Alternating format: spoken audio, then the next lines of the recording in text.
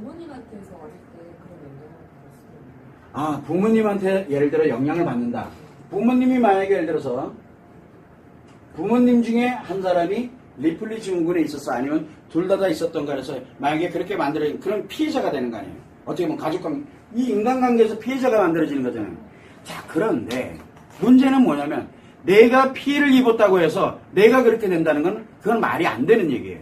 왜 그러냐면 우리가 이 하면서 뭘 걸치게 되냐면 제일 먼저 우리가 인간의 심리 발달 단계에서 보게 되면은 어린 시절에 13세 미만은 기본이 뭡니까? 관계적 가치예요.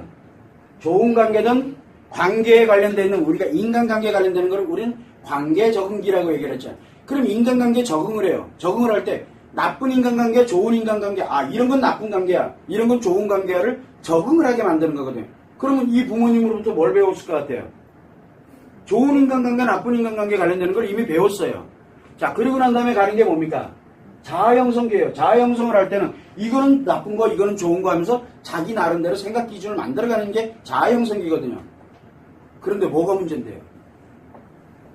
그것이 오히려 그 사람을 리플리 증후로 안 들어가게끔, 그 다음에 또 내가 필요로 하는 만큼을 또 내가 사회에서 어떻게 갈까를 그렇게 만들어져가는. 그래서 우리는 통상적으로 부모님이 이렇게 됐으면은 자식에게도 그게 혹시 넘어가서 자식에게도 영향을 미치나요? 자식에게 영향을 미치는 건 아니에요. 다만 뭘 가지고 있냐면 이 아이가, 이 자녀가 성장을 해나가면서 자아 형성할 때 글로 쏠리는 현상이 생기게 되면 자기도 모르는 사이에 들어가게 되겠죠.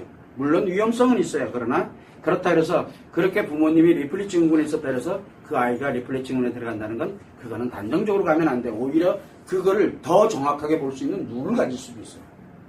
사회를 살아가면서. 그래서 오히려 자기는 그렇게 안 살기 위해서 뭘 합니까?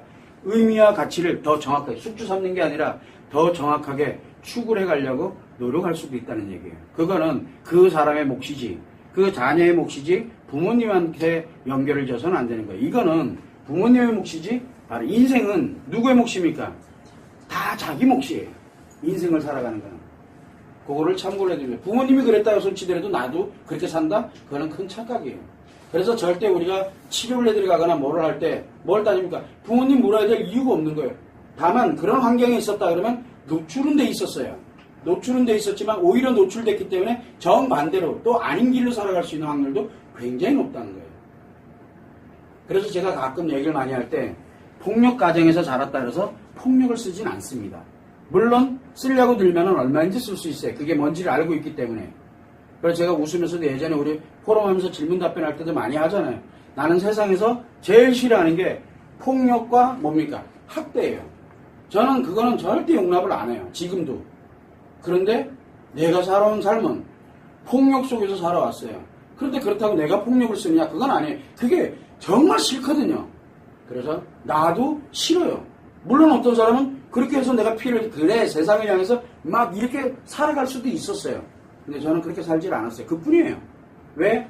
관계적 가치와 그 다음에 뭘 합니까? 자아 형성을 할 때 나는 그게 아니다라는 것을 내가 아주 확고부동하게 만들어놨기 때문에, 그래서 제가 살아가면서 지금까지 내 주변에서 싸우는 걸 저는 못 봐요. 그냥 피하던가 아니면 말리던가 둘 중에 하나로 가요. 예, 그런 거는 우리가 부모님을 탓해서는 절대 될 문제가 아니에요. 부모님은 부모님의 인생이고 그 다음에 그 아이는 그 아이의 인생을, 그래서 우리는 분리를 해서 생각할 필요성이 있다는 거죠. 치료를 할 때도 마찬가지예요. 자아 존중이라는 게 그래서 필요한 거예요. 자기의 삶은 자기가 존중을 해야 돼요. 그걸 참고해 주시면 될 것 같아요.